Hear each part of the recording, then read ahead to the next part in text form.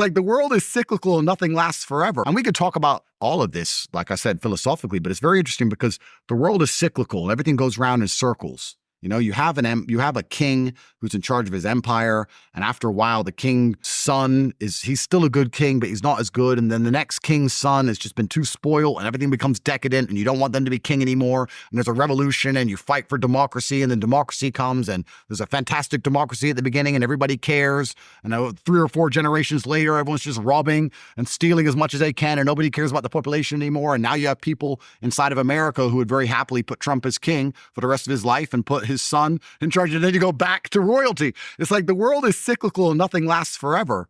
And when I talk to Americans especially, they don't have this concept that America can fall. They're like, oh, but what will happen to America? I'm like, it's going to fall. Like, what do you mean it's going to fall? Nothing lasts forever. If you lived in Rome and you had these beautiful Colosseums and these marble arches and you're wearing your robe and you had all your slaves and you're eating grapes, you can't ever imagine it on fire.